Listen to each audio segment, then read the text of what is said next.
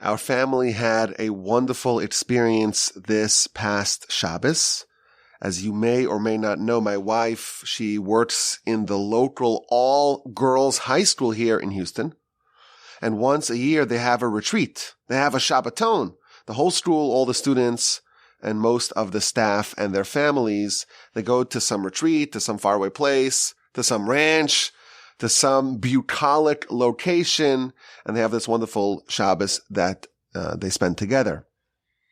And this year, so we go, and this year we went to this incredible ranch somewhere in the middle of Texas, 1,200 acres, rolling hills, all this incredible the amenities, animals, the Texas Longhorns. My kid told me he saw 7 zebras. It's owned by this amazing Texan, built like a bull, 81 years old, Mr. George Eberly. He tells us that he has 6 sons and a daughter, and everyone has a place in the ranch. Whenever one of the new kids wants to build a house, they just knock down 5 acres and build a house there. It's got enormous lakes and expansive hunting grounds. And there's this one large central building that has several dining halls that can accommodate hundreds of people. Plus it has all sorts of sleeping accommodations there. We were actually scheduled to go last week, but there was the big storms, and they told us that more than 100 trees fell down on the ranch, and they lost power. So we rescheduled for this past week, and it was just wonderful. It was lovely. It's so scenic, and it's just picturesque. You're driving along this narrow, winding road through these forests to get to the center of the ranch, and it's just beautiful. And they have this like a golf course, and they got the pickleball courts and boating and a swimming pool. And I'm thinking, I could really get used to this. Wouldn't it be nice to have like your own ranch, the Walby compound? This is where we'll wait out the apocalypse. But anyhow, that was some of the thoughts that I had. I'll tell you why they went away in a second. But they decided to put the Walbys, who came with a large family, to put us in a different house. So everyone was in the center compound, in the center building. It had, where they had all the meals and the davening and all the various different programs that they did. And at the edge of the building, they had all the different rooms where everyone was staying. But we were like a half a mile away from where everyone else was staying. And they said, "It's great. You'll have privacy. It'll be so nice." Of course, we have to do that walk on Shabbos, and it's kind of a nice walk in the sweltering heat. So Mr. Eberly, he's like, "Oh, no, this is not walkable. This you got to drive." So you don't understand. With Shabbos, we're not going to drive. No problem. I'll leave you the keys to my golf cart. You just drive the golf. You don't get it. You don't get it. We're going to have to do this walk. But the nice thing about it is that the entire property is enclosed with a gate. So halachically speaking, it's one domain. It's one property. So it has like a natural eruv. So we're taking the kids and pushing the strollers, and it's just wonderful. It's serene. It's idyllic. And then before Shabbos, I was cured of my interest in making a Walby ranch, Walby compound.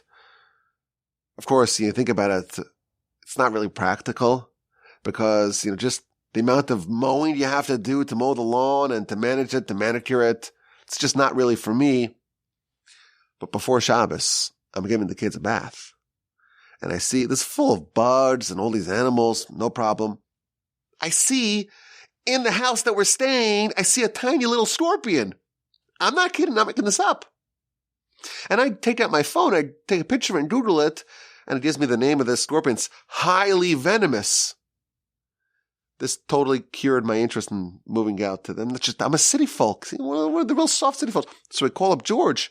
He's like, "What's the big deal? Just go squash it." I said, "You don't understand. You don't understand the kind of people we are. We're not going to go squash it." He came and he killed it with a paper towel. He's like, "Well, it's only a little baby. We actually pay to spray with the exterminator. The exterminator comes once a month to spray the exterior of every building. But anyhow, it's just not for me. Go every once in a while. Some people are not cut out for that sort of life. But it was a beautiful Shabbos, and we had a full schedule. And we actually did not have a minyan. There was not a minyan of men. So the davening was done without a minyan, but with the davening and the meals. And there was all sorts of Torah educational content. Now, this is our third year in a row joining. And every year they ask me to do something, to speak, to join the panel, to do a presentation. And this year they said, listen, you're great, but you're better by yourself. You're not really a panel person. Apparently, last year when I was on the panel, I didn't kind of behave with the proper protocol for panels. I had dominated it a bit. So I was constantly interjecting and being a little argumentative, and I spoke out of turn. Apparently, I don't even remember, but apparently I had an opinion about everything. They said to me, listen, Walby, you're okay. You're just not great for panels. You speak by yourself. Prepare a speech. So I prepared a speech. This is a weekend, a couple of days ago. And I said it over on the Sunday class. The 5 fascinating questions. I assembled 5 fascinating questions from each one of the books of the Torah. And we'll release it on the podcast sometime soon. That was the plan. But of course, the Shabbaton last week was rescheduled to this week. And I decided to alter my speech. So Friday night, they gave me a speech. I said I'm going to do something exotic, something esoteric, a wild card. So this past Shabbos was Parsha's Bahar. And it starts off with the laws of Shemitah and Yovel. Shemitah means every 7th year, there's no agricultural work done in the land of Israel. And then so you have 6 years of work, and the 7th year, it's like the Shabbos schedule. 6 days of work and 1 day of no work. 6 years of work, and then there's the Shemitah year, 1 year of no work. But then there's 7 cycles of the Shemitah, and then there's the double Shemitah, because then year 49 is the Shemitah year, but year 50 is the Yovel year. That's the mitzvah at the beginning of this past week's Parsha. Now there's a very interesting, obscure, esoteric, and fascinating opinion that's found in the literature. The Ramban in this week's Parsha, he hints at it. And he says, listen, I'll tell you, it's a secret. I can't really tell you about it, but I'll tell you a little bit, and listen very carefully, because I'm saying it in a cryptic fashion. And the Ibn Ezra talks about it, and the Rabbeinu Bechai talks about it, and the Sefer Chinuch talks about it. But it's like one of those secret ideas that most people know nothing about. The idea is that the world is designed to follow a Shemitah cycle. How so? The Talmud tells us that this world, it's a 6,000-year enterprise. That's it. 6,000 years. And then there is 1 millennium of destruction. So there's a 7,000-year world. It's going to exist the way we understand it existing for 6,000 years.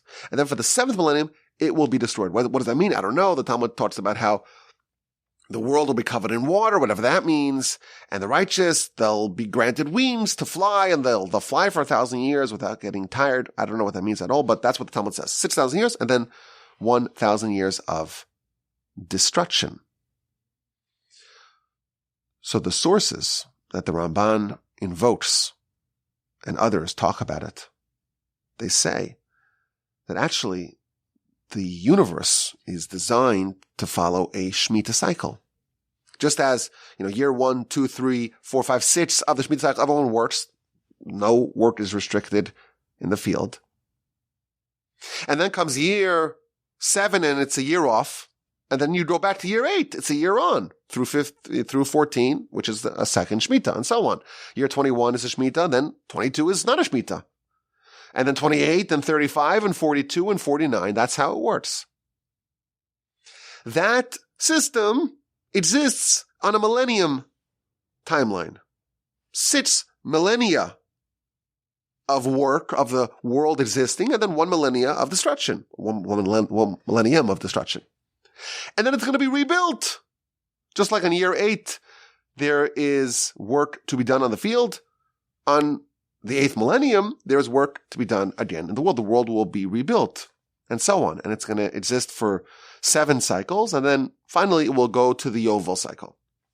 So it's really a 50,000 year world. Now, this concept has enormous implications.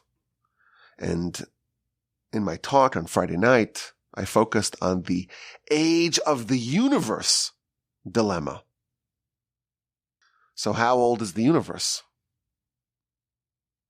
No one seems to know exactly.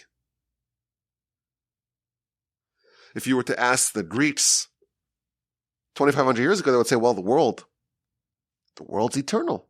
Olam Kadmon. The world's been around forever. It's turtles all the way down. Today, that's not a tenable position because we know the world's expanding. We have the cosmic background radiation that we could pick up. It seems like the scientific consensus today is that the world had a beginning. As we always like to say, it took a long time, but the world came around to accepting the first word of the Torah as being authoritative. Bereshis, there was a beginning. But how old is the universe? Well, the scientists don't really know. Is it 13.8 billion years? Is it 15.4 billion years? It's hard to be precise. But regardless, I asked the students on Friday night, well, how old do we think the universe is? So one brave student said, well, 5,784 years. So I said, well, how do you know that? So she responded, because that's what it says on the torch calendar. It says it on the torch calendar. So I said, that's a very good answer. That's a very, very good response. But I told them, I said, listen, we don't have any sources that tell us the year that we're in.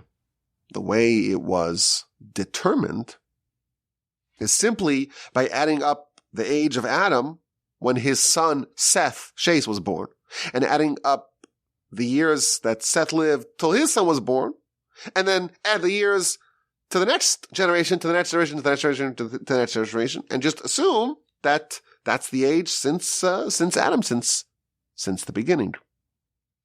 But then I said, well, do we imagine that Adam had a baby on his birthday? He was 130 years old when Seth was born, but could he have been 130 in 5 months? And Seth could have been at the age that he was when his son Enosh was born, with a couple of months. So if you add up all the months, well, maybe you have more than 5,784 years. But I said, regardless, there is a tradition that we have. That's the year 5784. Let's say, give or take, a couple of dozen years in each direction. We're not exactly sure. Even traditionally, when people talk about the age of the world, let's say, which is perhaps a different thing than the age of the universe, they add the qualifier lefid kabbalos, and as per our tradition, we don't know exactly. But regardless, 5,784, give or take, that's a very different number than 13.8, 15.4 billion years. That's not a rounding error. So is there a way to reconcile these two positions? And perhaps you may say, well, why is it important to recognize? We have our opinion, and we're right, and we don't care what they say. They've been wrong so many times before. How many theories of the scientists were superseded? Don't you know? They're wrong all the time. So maybe they're wrong here as well. So that's perhaps an approach that can be pursued. But nevertheless, we do find that our sages have wrestled with this question. And if they wrestle with it, we can wrestle with it as well. And I start to list some of the various different reconciliations that exist. So the most common answer to this question is that Adam, on the day that he was born, he ate from a fruit, from a tree. Most humans, the way we know of them, the day they're born, they cannot eat any fruit from any tree. Did Adam have teeth to chew from the fruit of the tree? You imagine he did. Babies born today most of them, all of ours, are born without any teeth and without the ability to chew. So what that means is that God created not a baby world, but an existing world. Adam was created as an adult.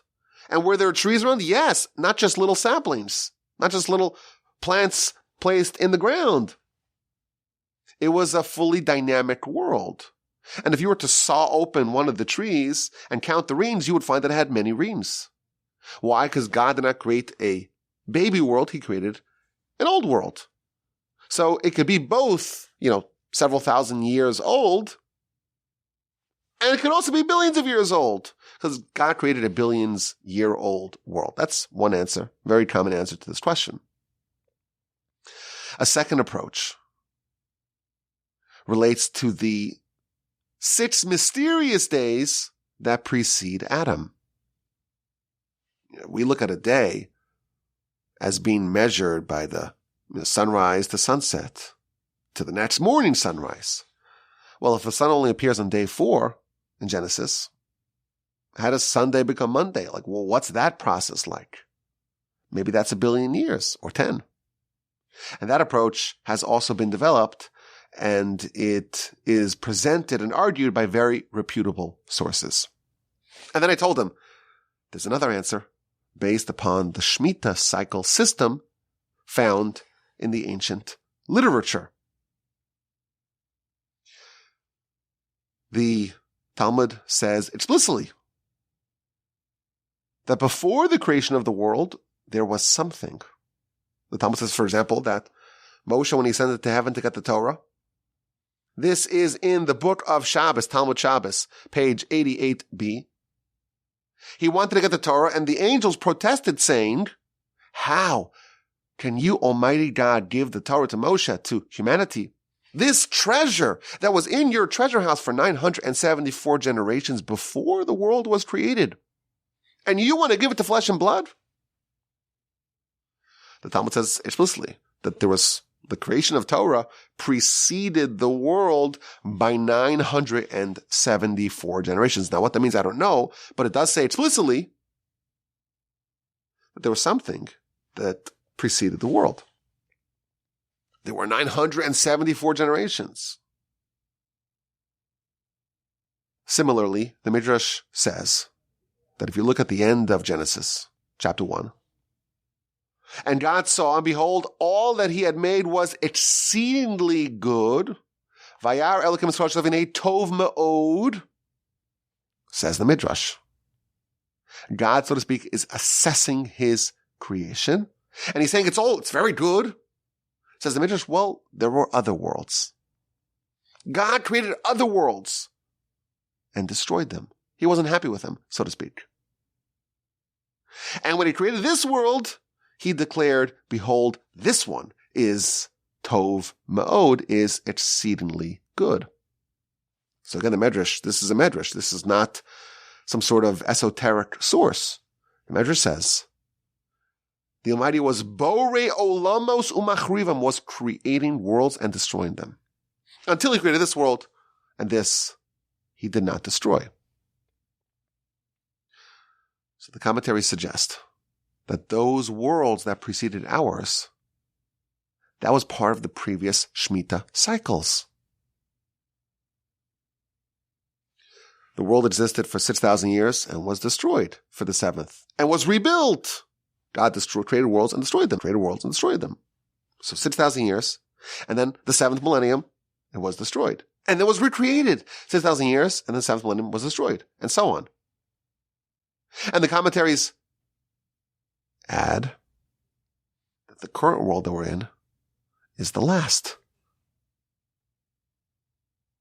of the Shemitah cycles. So when Adam was created, there were all sorts of worlds that preceded it, specifically 6 different worlds. There was one world that lasted for 6,000 years, and then was destroyed for a 7th millennium. And then there was a second world that was for an additional 6,000 years and was destroyed for the 7th millennium. And so on. 42,000 years after the initial creation, this world was created. And thus, the true age of the universe It's not around 6,000, but it's around 48,000 because there were 42,000 years that preceded the current creation of this world. So I said to the students that we get a little closer, the scientific number and our traditional number. So 6,000 to 15 billion, 48,000 is a little bit closer to 15 billion. We still have work to do maybe to shrink the gap if there's going to be harmony between these two opinions. But then I added the final point.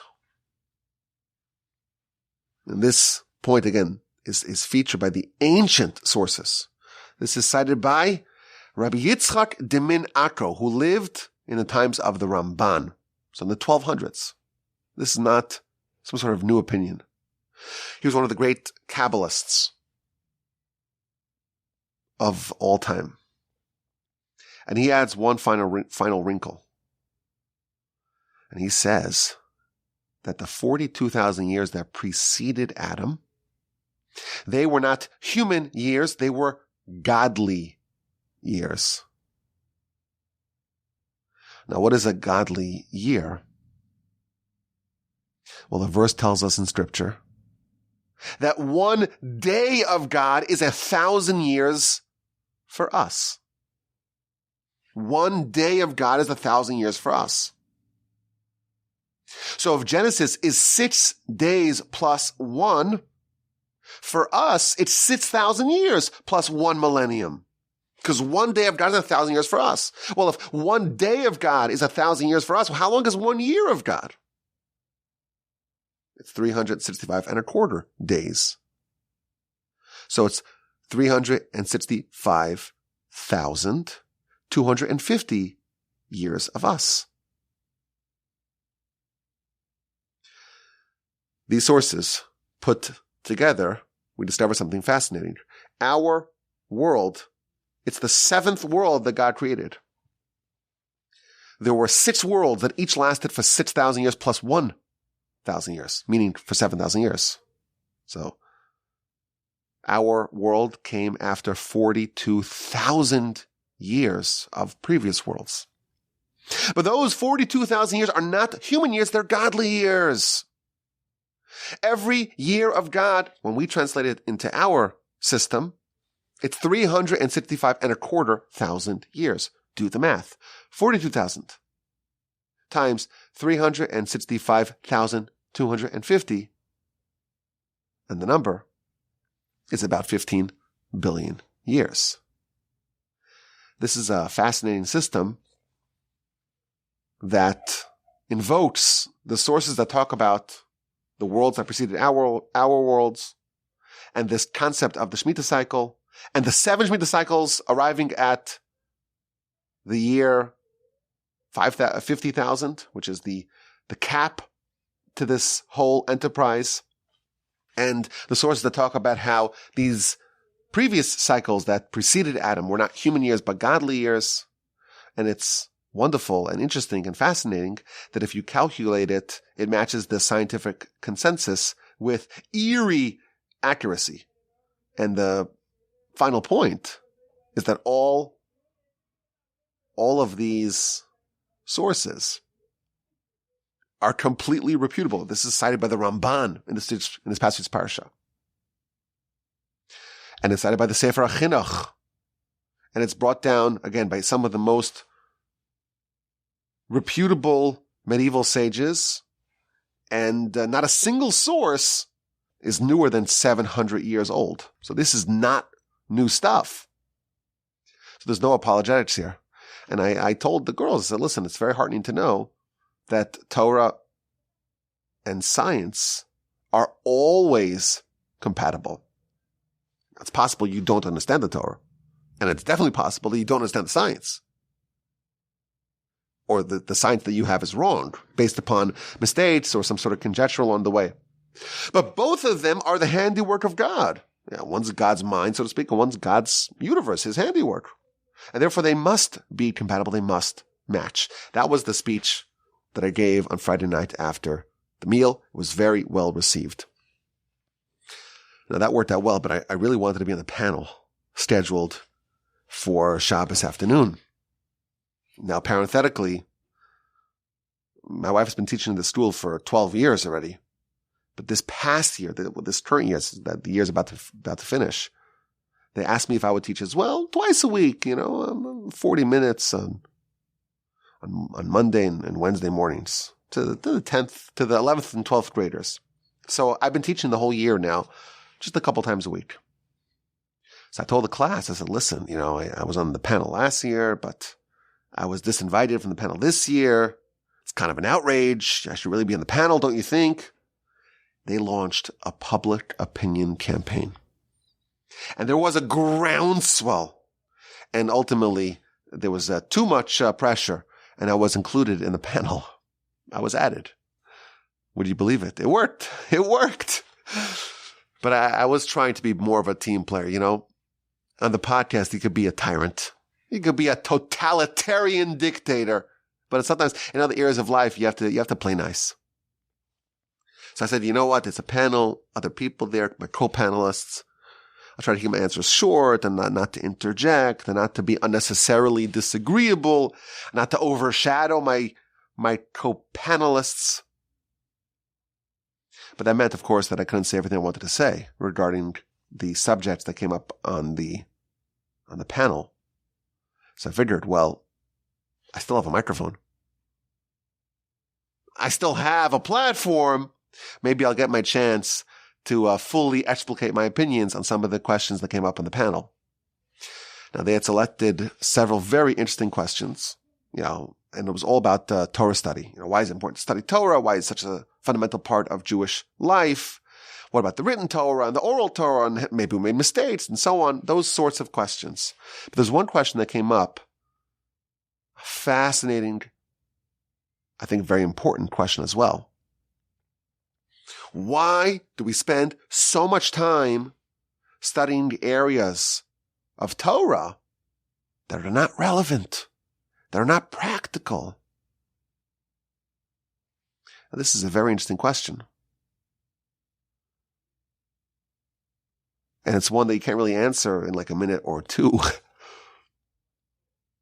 Because I shared the panel with 3 other participants, and then I got like 1 minute or two to opine on all these questions, and then the moderator would pass the baton to the next panelist. And as you know, I'm not a master of brevity. We do long form here. So now we're back at the Torch Center, and now we could address some of these questions without the constraints of the format. And this question, why do we spend so much time studying concepts that are not practical or relevant? I think it's an interesting question. I think it's a fascinating question. It's a particularly topical question. This week is Parsha's Bechukosai. It's the final installment in the book of Leviticus.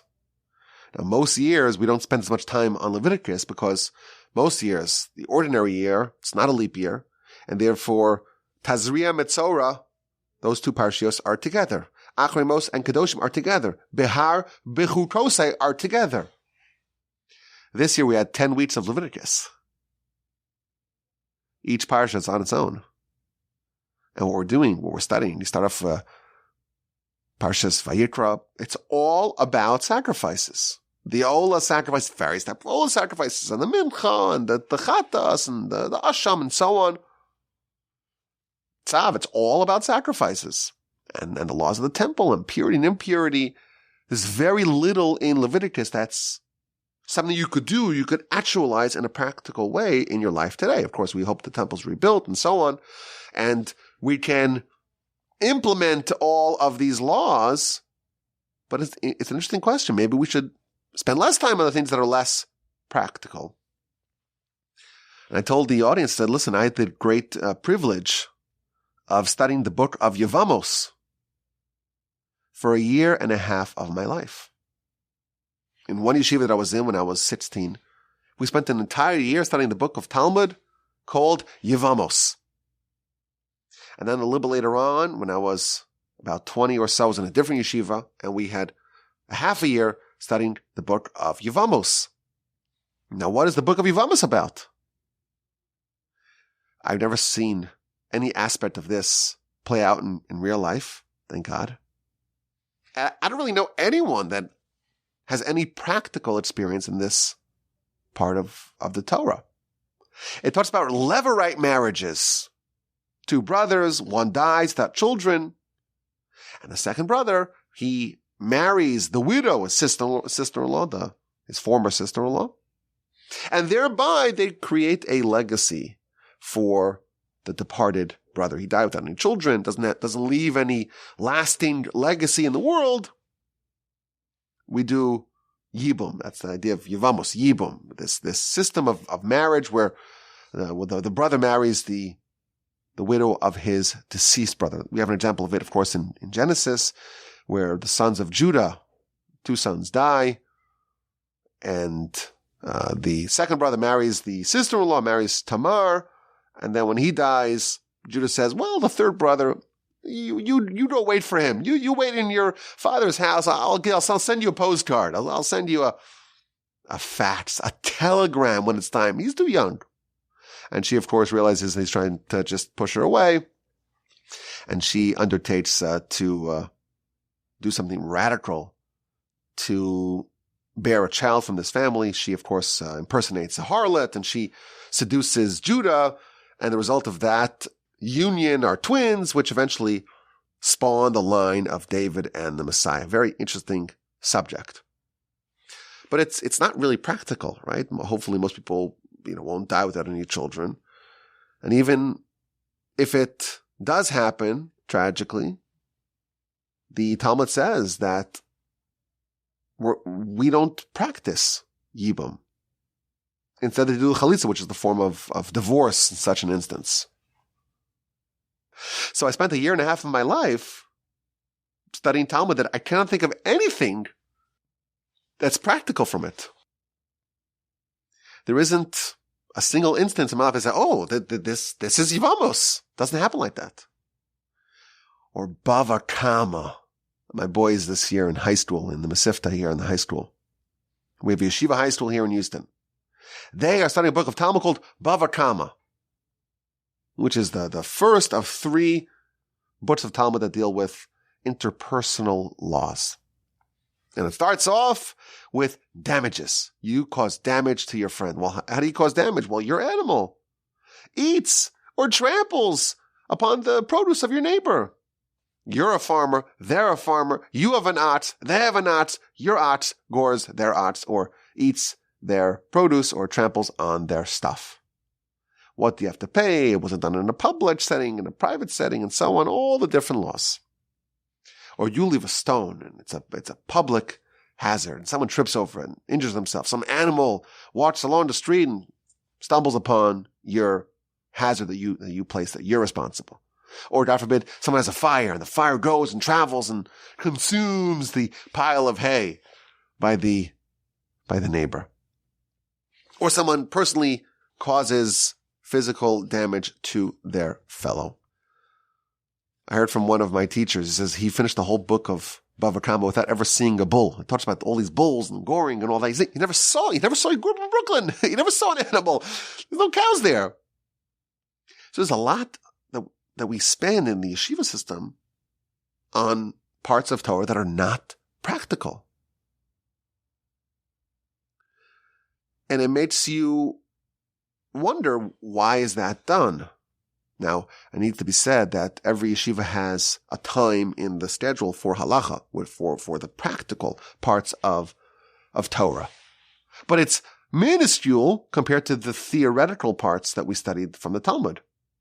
And it raises the question, why? Why do we spend so much time on subject matter that is not practical? Now, I had only 1 minute, and I wanted to speak for an hour. So in my 1 minute, I fired off 3 different answers. The first thing I did, which I like to do, I challenged the question, right? Someone gives you a question. Who's to say that the question is legitimate? Because the question is built from a series of assumptions, and maybe some of the assumptions are wrong or misplaced. So if you ask a question that, why do we study parts of Torah that are not practical, not relevant, you're assuming that that's what we're doing. I said, not practical, not relevant. You're going to find me a page of Torah, a page of Talmud, a line, a word, a letter that's not practical, it's not relevant, that has no lessons for you? I was always trained otherwise. I was trained that there's lessons, practical lessons in every single page of the Talmud. And part of your job when you're studying is not just to study it on a theoretical level, but to bring it down to yourself and try to integrate and assimilate it into your practice, into your behavior, glean some practical lessons from what you study. So the moderator said, well, such as? So I said to them, well, the aforementioned book of Yevamos, what's the subtext of the whole book? The subtext of the whole book is taking responsibility for your brother, for your relative. It's undertaking a mission to create some legacy for your deceased brother. And it's to do it in a way that you're dissociating yourself from it. It's an act of total self-abnegation where you're saying, I'm undertaking a mission that I will glean no benefit. This child that will be born will be attributed not to me, but to my brother. That's an act of tremendous self-sacrifice.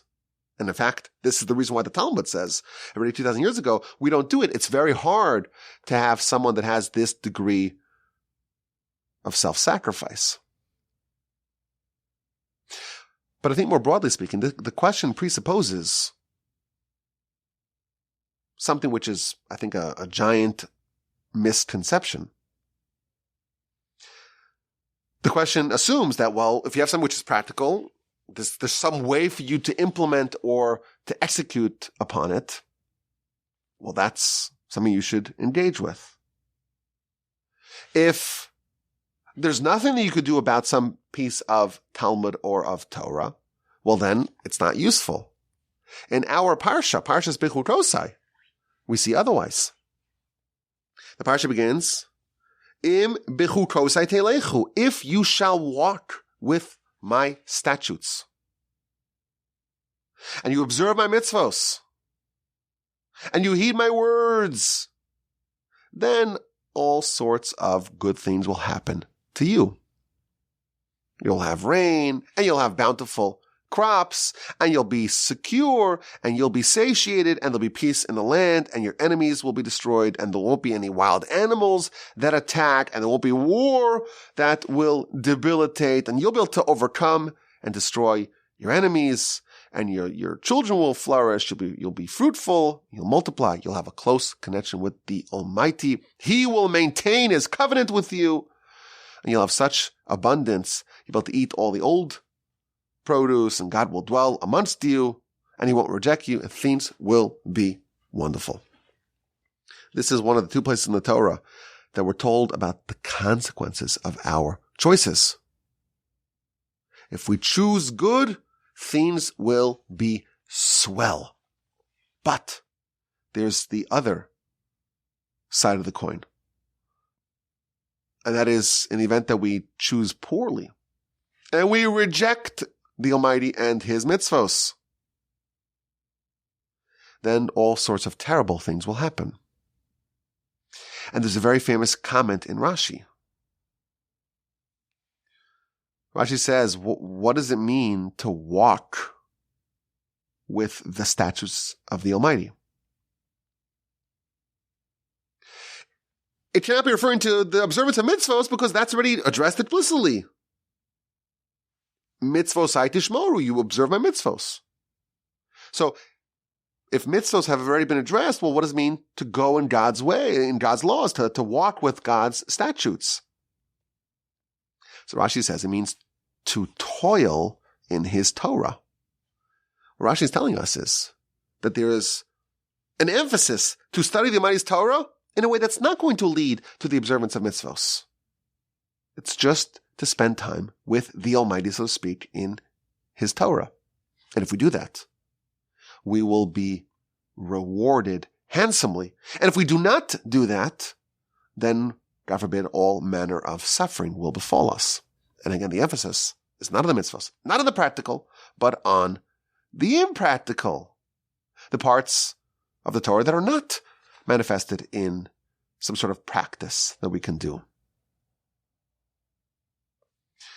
And thus we see explicitly in our Parsha the great emphasis on studying Torah, even if it's not relevant to us in some sort of practical way. So I suggested perhaps another idea,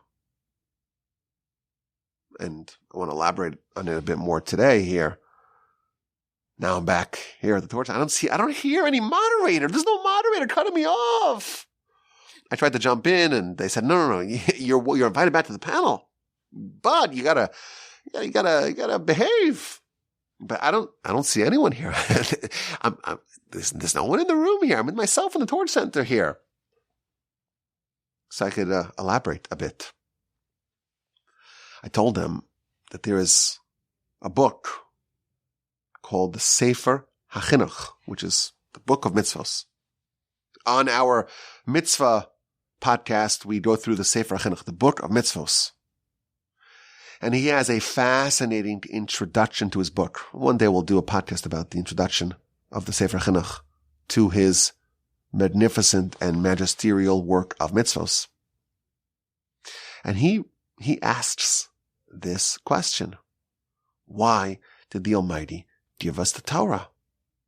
Mitzvos, we understand that. The Almighty gives us the mitzvos so we know what to do because he wants us to observe, to heed the law. But why such a rich Torah? It's kind of incomprehensible to someone who never had the privilege of studying in the Yeshiva, how you could spend a whole year on the Levirate Marriage, just on that subject. And even then, you're just scratching the surface. Like, what could you possibly talk about for a whole year? And there's books like this written on it. Like this, I'm saying. There are individual books like this. There's entire libraries of books of commentary and analysis and study and insight and novelty on this book of Talmud. So the outsider may think, it's the students in the yeshiva. They go there and they study a little bit, and then they go out for a cigarette break, and they smoke cigarettes and talk about politics and sports and business and drink some coffee and go back and study a little bit. No, it's a misconception. Students are studying 18 hours a day. Not everyone, of course, and they're completely immersed in this incredible book of Talmud, Yevamos. And it's completely life-changing. And there's so much there. It's a whole universe to explore. And it was given to us by the Almighty. Why did the Almighty give this to us? What is the objective? And of course, this question is compounded by the fact that, for 2,000 years, there hasn't been anyone not anyone, the Talmud says that already 2,000 years ago, they ceased the practice of yibum, of this actual marriage. So it's not practical. And there's been millions and millions and millions of human brain hours spent delving into this book. Why? So Sefer HaChinuch says something unbelievable. He says that the human is a chimera, not his words, is a hybrid. You're half angel, half beast. And the truth is, it's actually more polarized than that. Because your soul, your angelic half, is actually more lofty than all the angels. And your beast, the animalistic half, is more base and coarse and corruptible than the worst of the animals. And all that is within range for the human. And you're torn. And there's tension, and you're being pulled. The objective of Torah is to arm you, to give you the ammunition to swing completely towards the side of angels and to surpass them. If you do nothing, you take no preventative steps, you will slide away. You will be consumed by the animalistic side. You'll become worse than animals, because most animals, they don't do damage. Corrupt humans, not just are they not enlightened and elevated, they do terrible damage, both in the physical domain and certainly in the spiritual domain. So what will determine our fate? How can we ensure that we're going to veer towards our soul and away from our base course impulsivity that is the default? You have to empower the mind. You have to elevate the soul. You have to empower the parts of you that you want to accentuate. And the best way to do that, the best way to sharpen the mind and to hone the intellect and to awaken and empower the soul is with the Almighty's Torah. So if you're looking at the Torah and saying, well, I want to learn the law so I can observe the Almighty's corpus, I can follow His rules. That's true. On one very basic level, that's part of it. But if you're looking at your life as this cosmic, fierce, intense struggle between the two poles that you could become, and you know that everything hinges upon these decisions and these choices and how you're going to live, how you're going to identify, how you're going to interface, what will you become? And everything about your life and your afterlife for all eternity is going to be determined by this. And not just that, the whole world really hangs in a balance. What will happen to the world? Will the humans elevate it, or will the humans corrupt and destroy it? And the Torah, that's the X factor. That's what's going to determine if the person grabs onto the tree of life and doesn't yield the tree of life even for a second and clutches it like his life depends upon it. You're studying Yevamos and you've never seen a Levirate marriage. You stand above a cow, you don't know what a cow looks like. But what you're doing is completely transformational. It's pushing you like a runaway train towards becoming an angel. It's developing your spiritual half, your intellectual half. And it's determining your fate and the fate of everyone around you. I didn't quite have the time to elaborate like I did today, but that's an important element here. That's what we're doing with the Torah study that we're doing. Outsiders look at it and say, well, you just study the Torah and give you the instructions for how to do it, how to implement, how to live this ritual, this religion. And that's true on a very small level. But when you understand what the objective is, what the challenge is, what the tension is, what the human dilemma is, and you understand what role the Torah plays, you realize that this is not impractical at all. This is life and death here. Behold, I have placed before you hachaim vehatov, life and goodness on one side, and death and all manner of evil on the other side. We have to choose where we're going, and what will determine that we'll make successful choices to the degree that we cleave to the Almighty's Torah, that will push us to become angels and to elevate ourselves and the world around us. And that's just one idea. It's impractical. We're finishing up Leviticus here. Sacrifices, this sacrifice and that sacrifice. Purity, the Metzorah.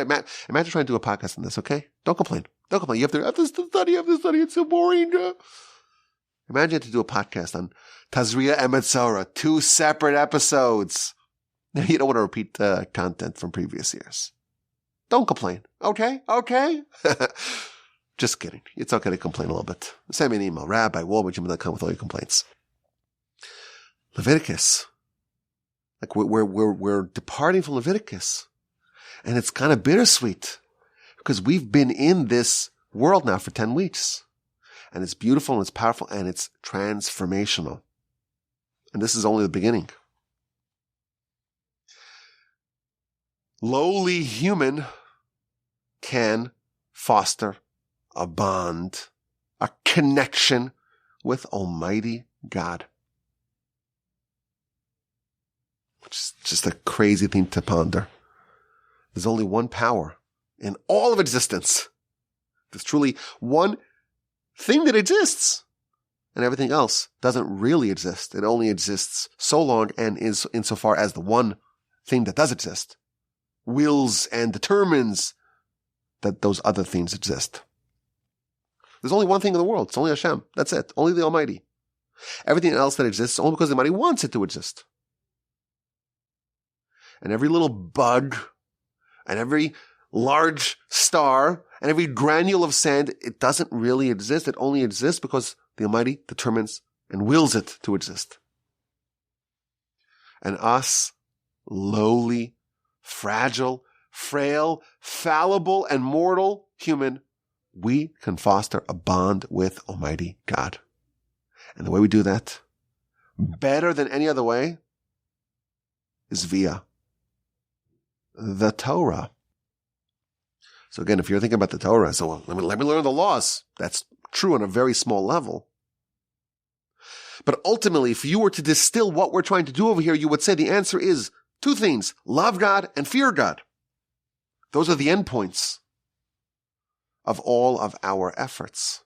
And how do we do that? How do we love God? Torah. How do we fear God? Torah. There's a famous piece in Rambam's delineation of mitzvos where he describes how a person can love God. It's a very hard mitzvah. Think about it. How do you love God? We have such a hard time even conceptualizing it. We, in fact, are unable to conceptualize God. The finite cannot grasp the infinite. It's not possible. We are designed in a way that it's not possible for us to think on that dimension. Yet we have to love God. Says the Rambam. God himself, on a theological level, is unfathomable to us. But he gave us a present, a gift that he had stored in his treasure house for 974 generations before the world was created. And that gift is his Torah. And the Torah is formatted in a way that we can understand. And Torah includes within it the essence, so to speak, of the Almighty. So you want to love God, you first have to understand God. You try the theological route, you won't understand God and you won't love God either. But there's another route. There's another path. And that is the path of the Torah.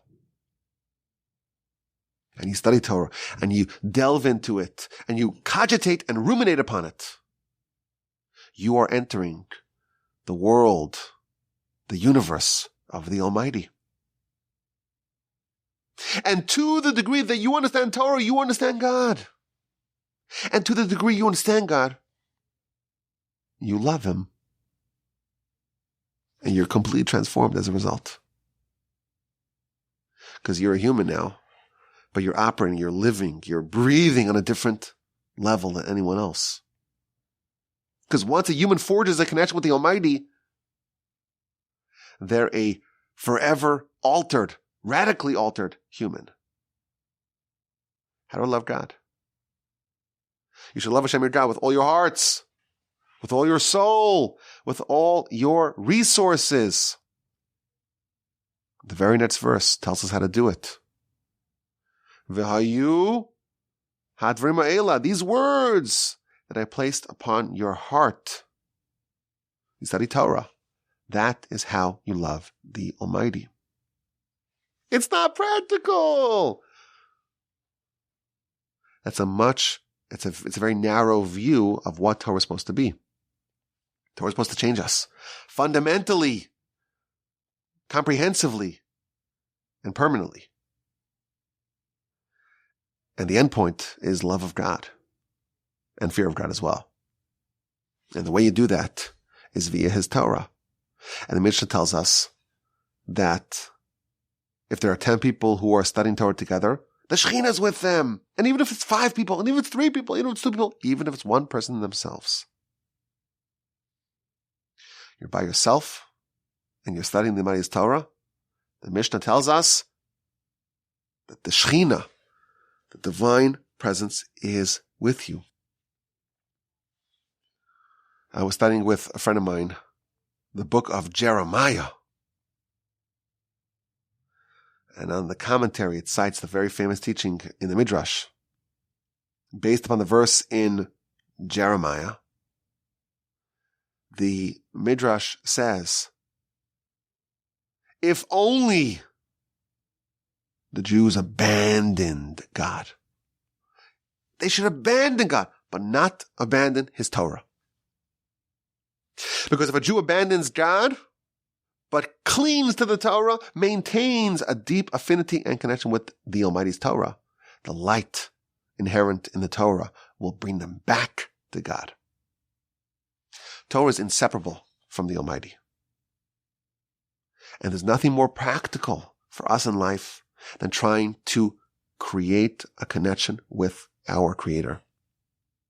And the way we do that is via His Torah. So it's a good question. But the premise is flawed. We are so fortunate to study the Almighty's Torah. We get to do it here each week. It's a privilege. Of course, it's a pleasure. We're wrapping up Leviticus. And people may argue, well, it's kind of impractical. We have to remember that nothing, absolutely nothing, bonds us closer with our Creator than studying His Torah. That's what we do here every week. And it's worthwhile to remember how fortunate we are to have that. How lucky we are that we're part of the 0.01% of the world that's even aware of this. You know, we're driving back from the Shabbaton last night, and I had a van full of cranky kids, and they said, put on something to listen to. So I put on a Harry Potter audiobook, and it's magical. The real magic is it keeps everyone quiet. So we were listening to one of the first chapters of the book. And you probably, I assume most of y'all know the story. But there's a kid, come from this magical family, and his parents die under unfortunate circumstances. He's raised by his aunt and uncle who mistreat him. But it turns out he's also a wizard. He just doesn't know about it. And he gets invited to join the school because he's a wizard. I'm sorry if I'm spoiling it, but this is like 25 years old, okay? Okay, it's been part of the zeitgeist for a very long time. But anyhow, he gets invited to go to the school. And he has a kind of his aunt and uncle. They're not thrilled about this. And they very much want to keep him, away from all this mishigas. So they don't tell him that he's a wizard, and they try to hide all the envelopes that come to him from the school. Until finally this massive, massive guy, like a giant with enormous hair, just shows up and kind of bullies his aunt and uncle. And he tells Harry, he's like, well, you're a wizard. He's like, what? What does that even mean? How do we ask me all these questions? And I was thinking last night, I'm like, that's us. We're the wizards. Our people. We were part of this. We're descending from Abraham, Isaac, and Jacob. We went through Egypt and we ate the manna. We were privy to the Sinai revelation. But there are many of us that don't know this. And they don't realize that, we have to go to wizarding school. Got to go to the Yeshiva. I got to learn about Torah. Got to develop and deepen our connection that we have, at least in potential, that we have with Hashem. But of course, here from the Torah, we're trying to reverse that one week at a time. We're trying to study together. I appreciate your listenership. I hope you have a wonderful, fantastic, and splendid day. A fantastic fantastic week, an amazing Shabbos. And of course, I look forward to your questions, your comments, your feedback. And as always, the email address is rabbiwolbe@gmail.com.